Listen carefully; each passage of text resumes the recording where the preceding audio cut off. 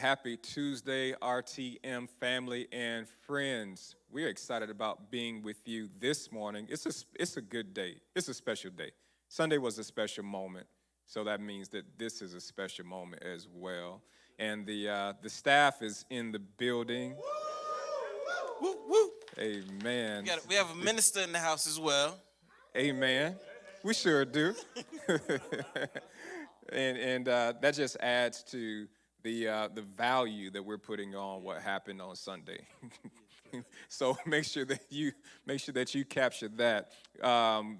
What's being presented to you today is us emphasizing the value of what took place on Sunday, and all of us were blessed by Sunday's message, Pastor Brian. And I say all of us because I'm including not just the men, but the women as well, right? And our families are the better for it. Our relationship, our workspaces are the better for it. And if we're going to be built to last, then we gotta the men gotta be standing.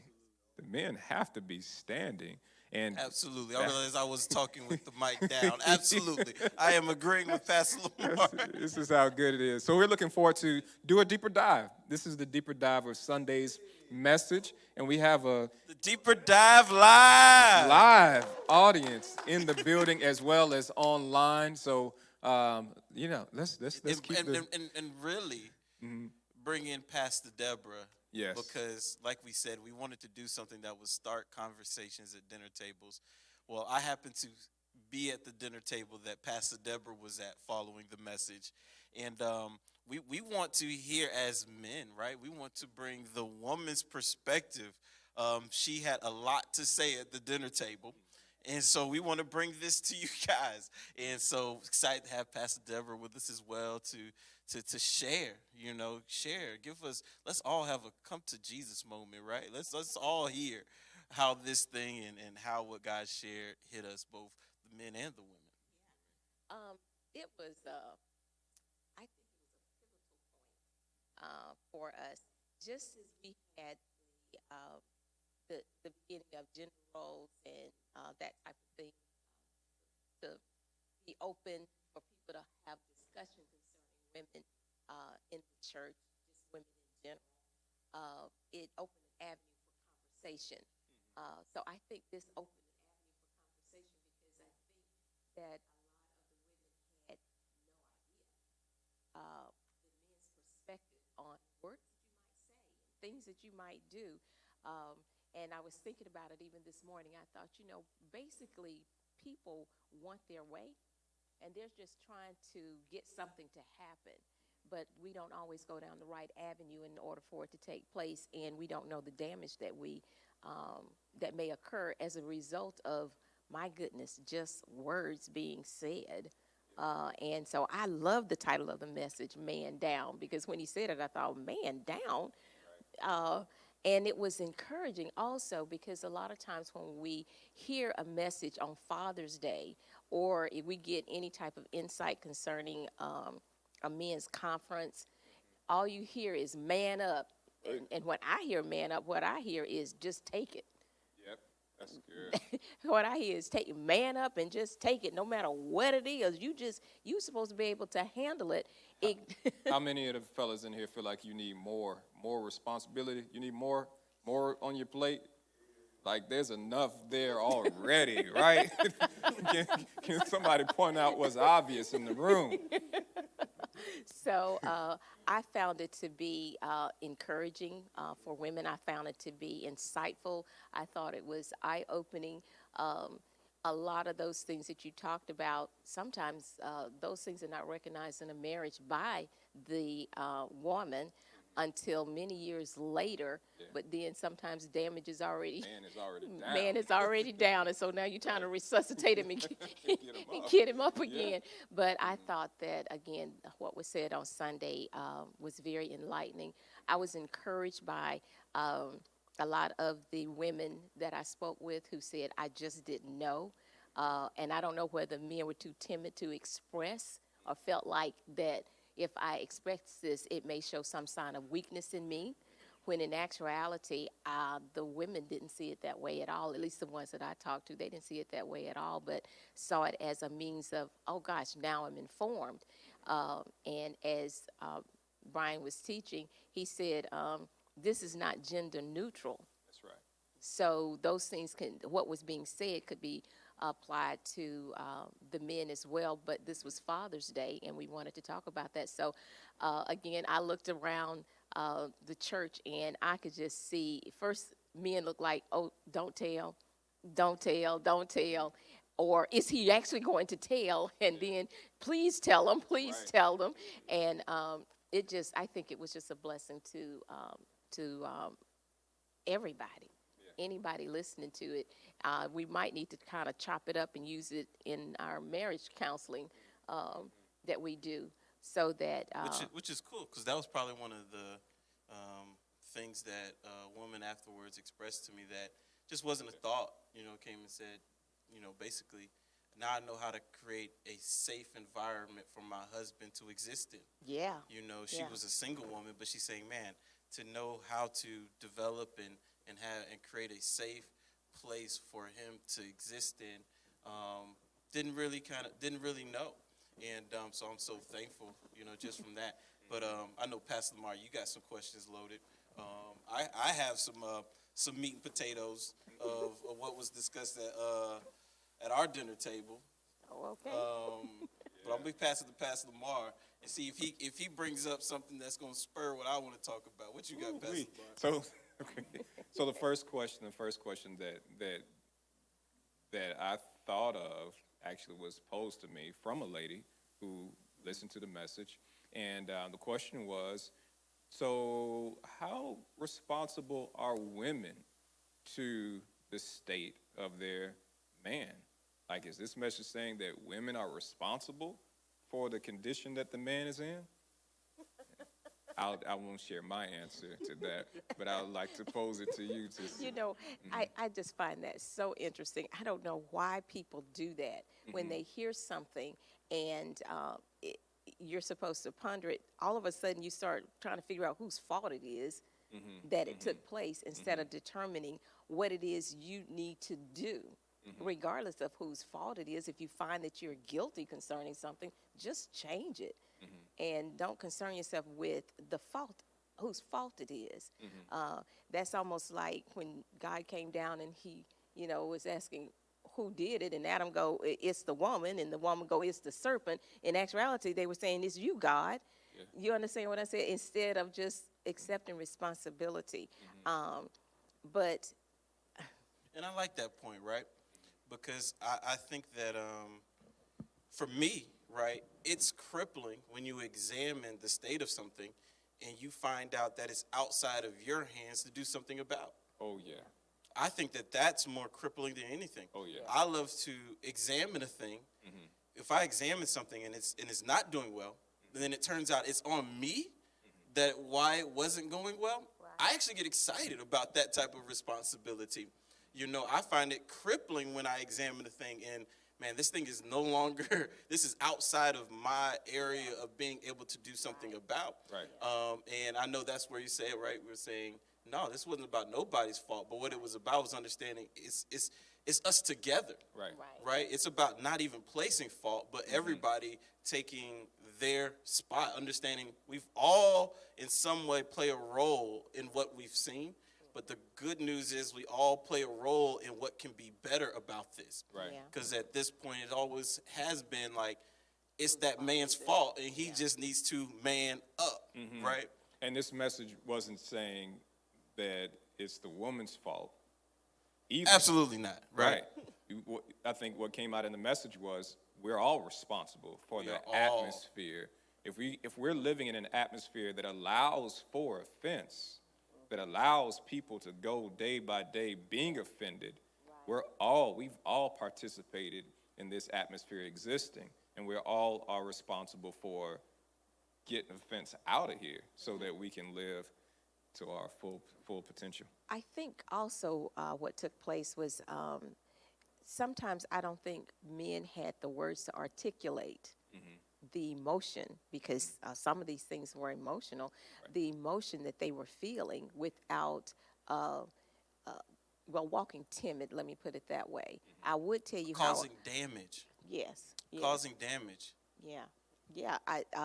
So again, the message concerning offenses will come, but woe to the person, who does it. But then if you don't have any knowledge of it, then you don't know. So again, I think Sunday was just an eye opener for the women in our church, not just married women, but women in general, because we hear, again, a lot of messages we hear as women is how we build ourselves up. How do we make ourselves stronger in this relationship? And I'm reminded of the scripture that says submitting one to another. It's talking about supporting one another. So that means that, again, love is seeking to give the advantage, not take the advantage. Love is not manipulating someone to get them to do whatever it is you want them to do. But in all honesty, just hearing everything that was being said, let's say females didn't really know that what was being said or done was causing such internal things to be going on in men. And it's just refreshing to me for someone to say, this is really what's happening. I don't feel weak telling you that, you asking me to, you're telling me about your girlfriend said something and I'm trying to say something and you're not listening to what I'm saying, but I thought it was cool when you said, but you listening to somebody, and it's true. Nobody wants to hear that. I mean, it's just like women don't want to keep talking about a prime your example mama. of that, right, that we talked about at the dinner table was, that we got to bring up, right, is when women say, I'm going to a woman's conference. What that, like How that, does that translate? how that translates To to a a brother that Right. you were going off to a women's conference with your girlfriends, right? Right. I gotta confess right here. I do it. So just the other day, Pastor Unica was watching the video, like a Bible study type video, and I kind of hear what's being said, but I gotta ask, like, who's that teaching? What are they talking about? Right? Because whatever they saying is gonna be in our house. And I'm gonna have to deal with this, right? So let me know who can I qualify Like you this say, this we- information that's we- about to we- come into we- my we life. most definitely want you to go away. We most definitely want you to come back on fire, right? But we don't want you to burn down the house, right? We don't want a house burning moment. And I have encountered men who actually discourage Yeah. their wives from going to women's conferences at this point, or even listening at this point, because they don't know how to reconcile what happens next. And I said to this, right, and this is what we got to talk about, is it depends on how you heard the message, right? Did you go to get on fire for yourself and listen to the whole thing you got at that women's conference through a filter of me or through a filter of we? Like, if you went and listened through a filter of we at the women's conference, what comes back is different.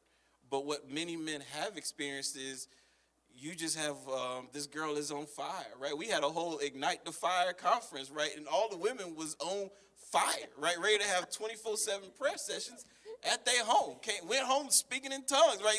Like, you got to understand how the man sees this, right? You know, I've been there when Rashida's come through the door. She's still speaking in tongues. I'm like, who bathed in amber? Like, what's happening, you know?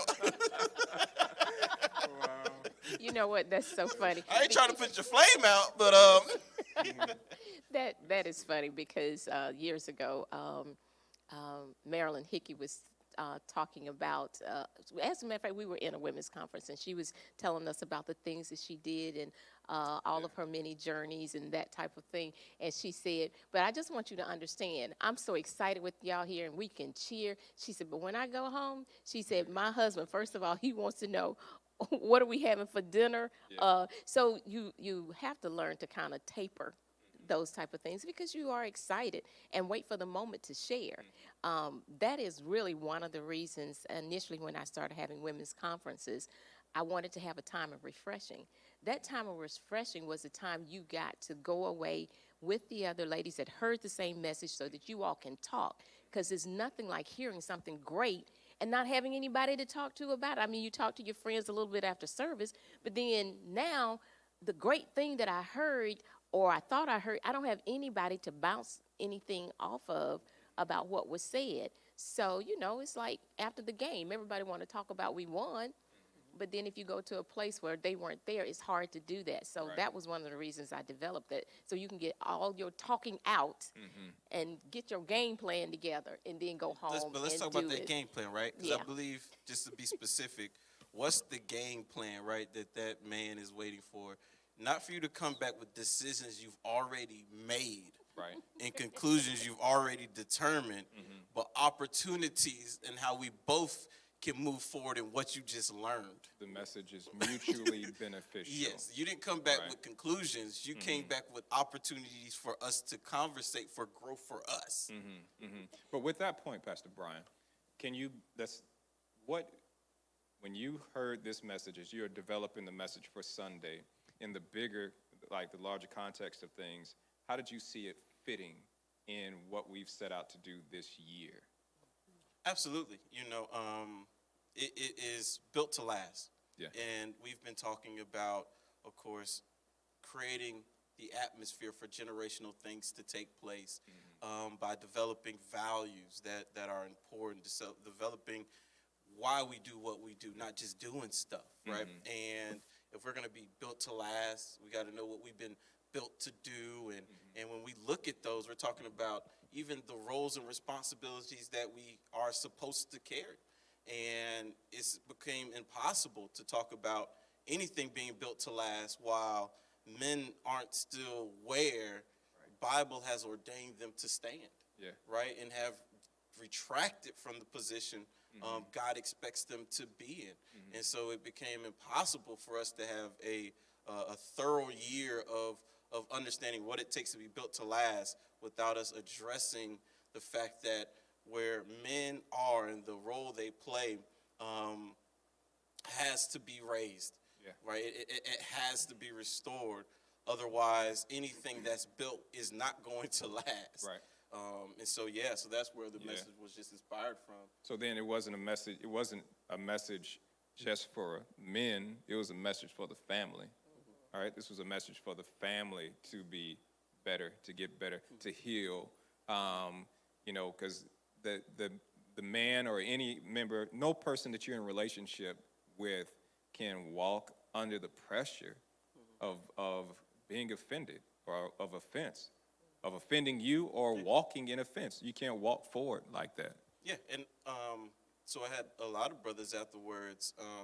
Their point of appreciation is they didn't know how to communicate where they were without hurting their spouse.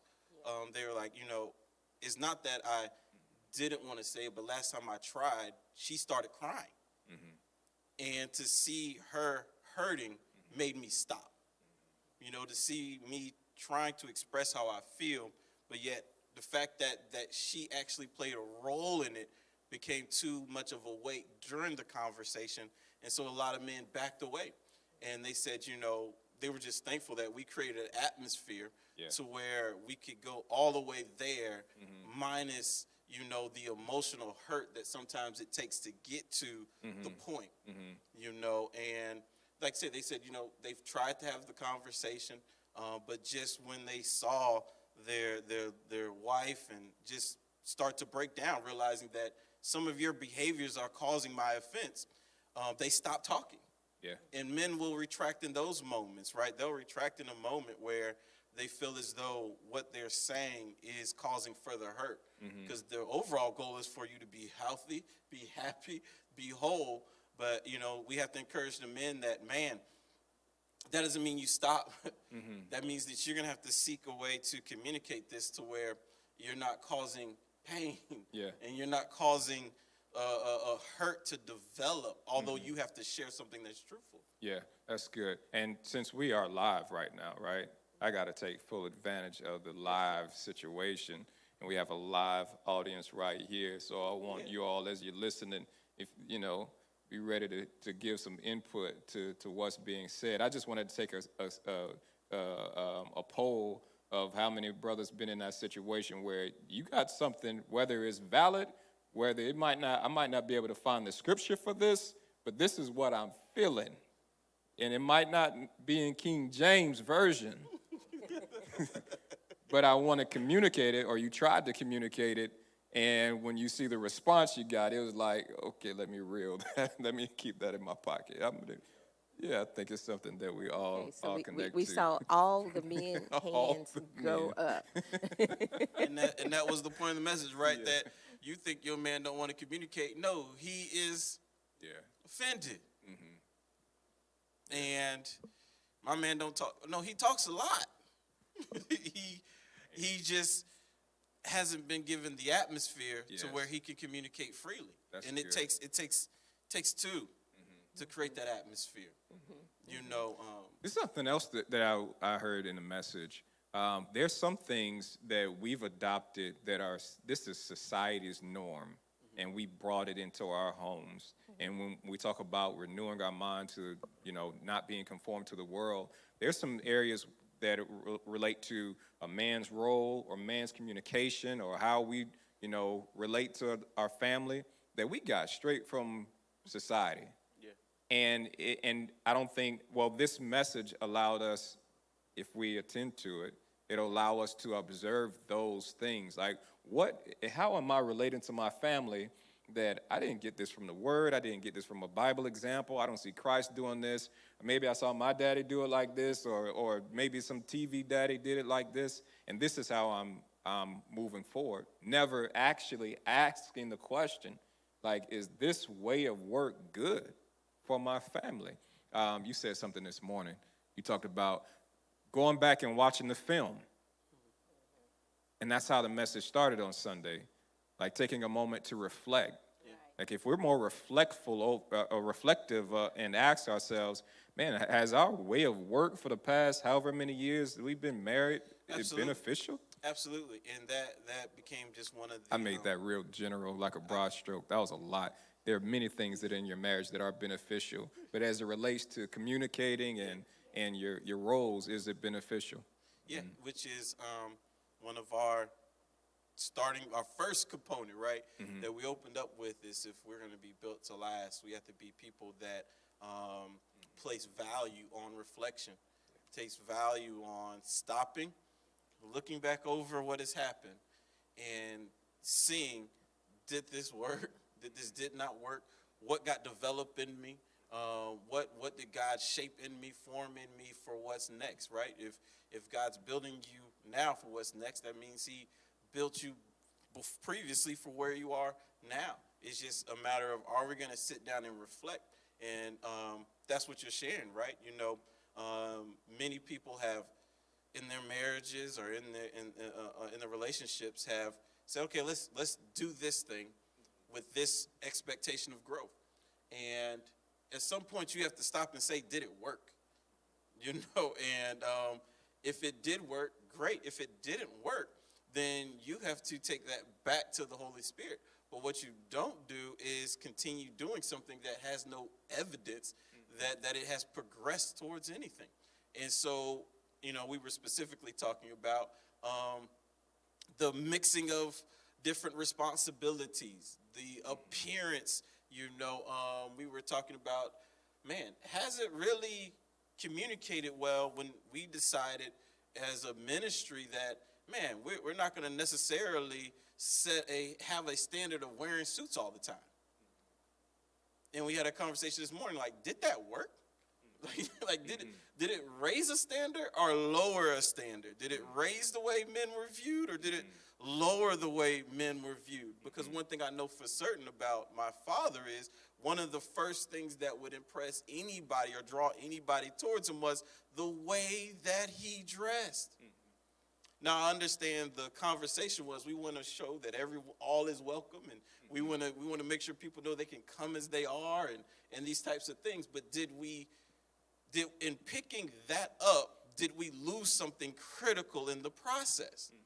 And that's what I mean, just to give you exact examples, where it's like There have been a lot of exploration, right, due to gender roles of, man, I ain't got to cook all the time. You can cook now too, and a lot of men got this via women's conference, right? And so say, no, like, you can do what you feel comfortable with, and I can do what I feel comfortable with, and I don't have to cook because I'm the woman. You can cook too because you a man. But then there's some men like me who love to cook, and this worked well in our household. But then there's some men, this is not working. It's not working. And you have to reflect back over all those changes you made and say, well, how did this actually work in our relationship? Like, how did it work? Were we applying things? Oh, Jesus, don't get me in trouble. Because the person that's what it said, God. Because the person we most look up to made that transition when they heard gender roles. Like, did I do it because they did it, or did that really fit our union? Or did this actually start the process of devaluation, of degeneration? And that's what I mean by we got to reflect, because a lot of changes were made. A lot of switches were made.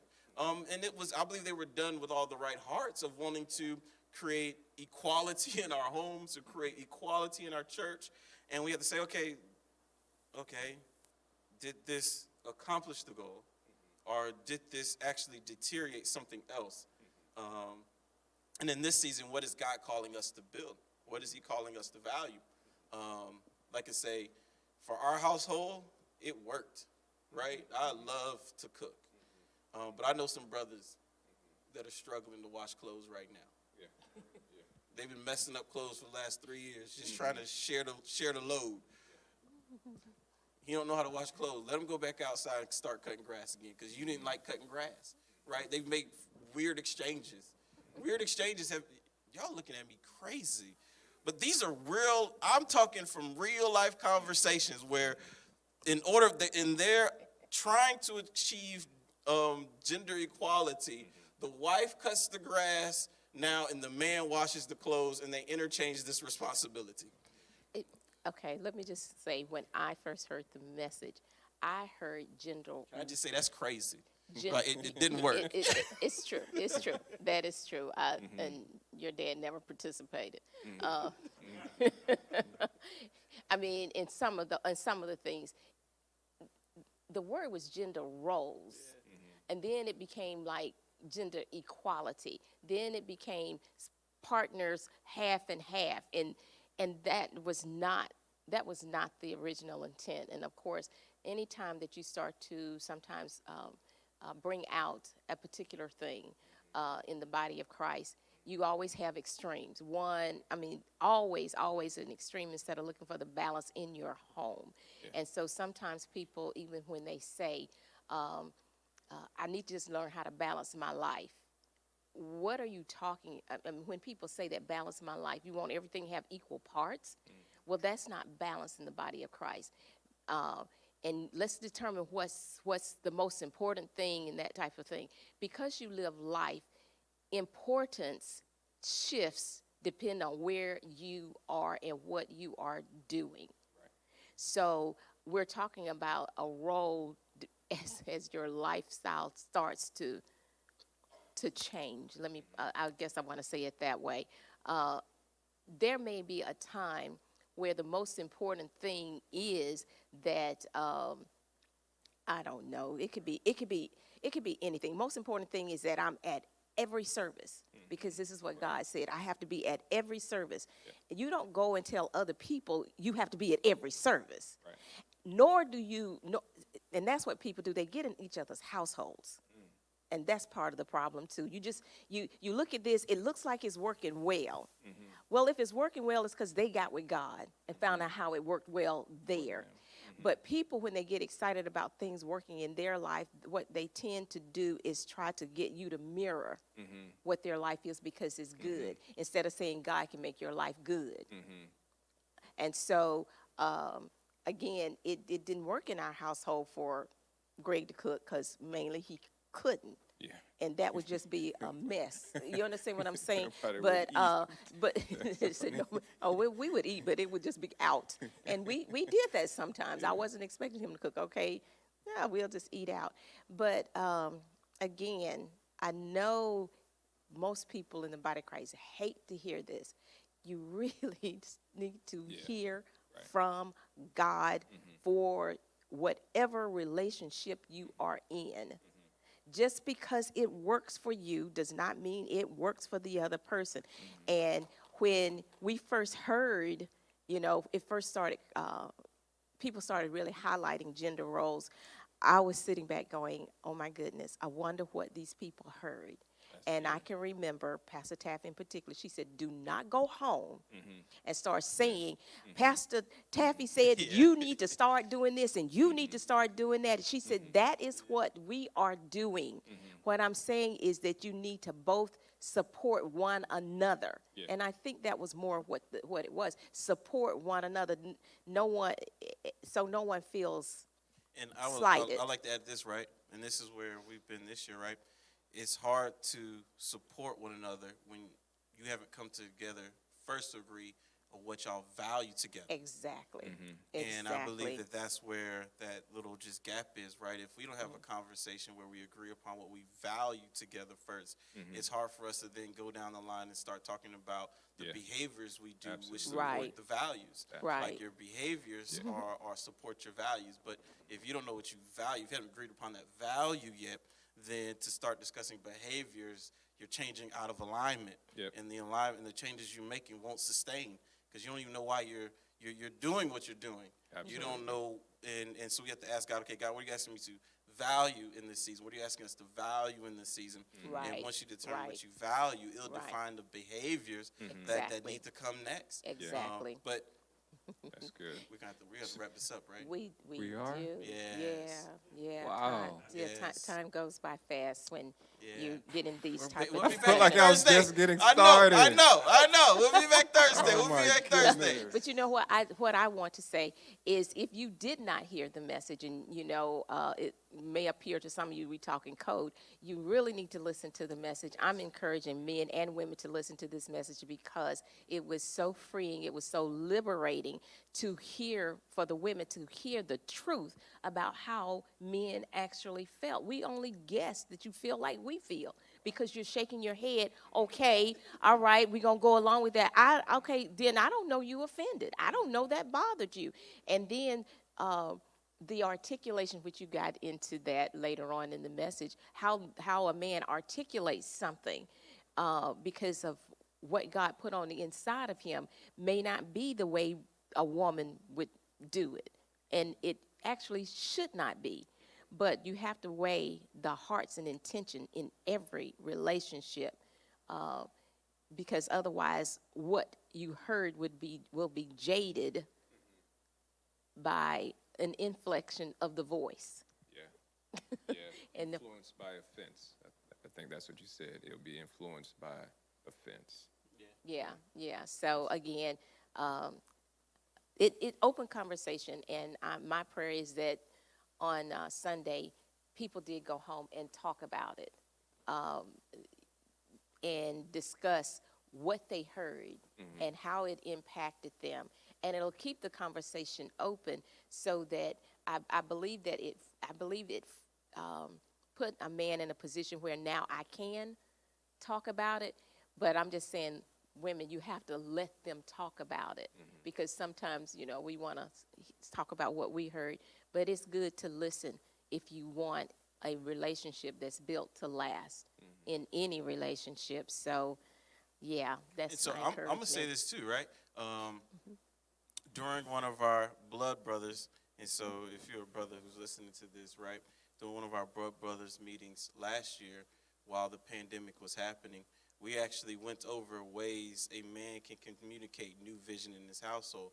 We actually went over phrases that you use, words that you say, right? We have Pastor Gamage has content, reach out to us.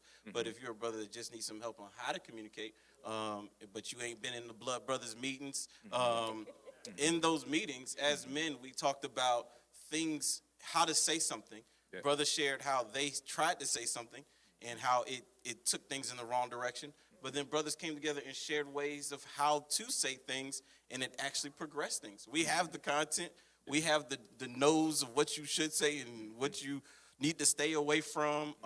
We have it. Reach out to Pastor Gammon. She'll give you the content and make sure that you are progressing as a man, and even how to communicate to your household, and knowing the do's and don'ts of what to say and not to say, when to say it, when you're trying to say something new.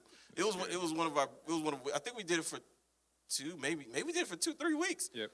Because men were having to change jobs, they were having to do things in the middle of the pandemic, and we wanted to make sure they were equipped with how to communicate as leaders in their family. Yeah. Brothers be going down. It be going Yeah. down. It was But anyway, good. but we got to It wrap was this good. up. Good. So join us on Thursday morning. We'll be back here on Thursday morning, and if she doesn't mind, I look down the aisle on Sunday to see how Pastor Deborah is responding to the message. You talk about wondering what people are thinking as they're listening, and I know that you all have a lot of conversation, but I just love how even on Sunday it's still fresh. You're hearing just like everybody else is hearing, and I would like to hear you talk more about that, if you don't mind, on Thursday. Okay. That's why okay, she's Pastor here. Lamar. So join us on Thursday. Share the stream from today. Invite your friends and family to join us on Thursday as we continue to take a deeper dive into Sunday's message. Till then, know that we love you, and we will see you soon.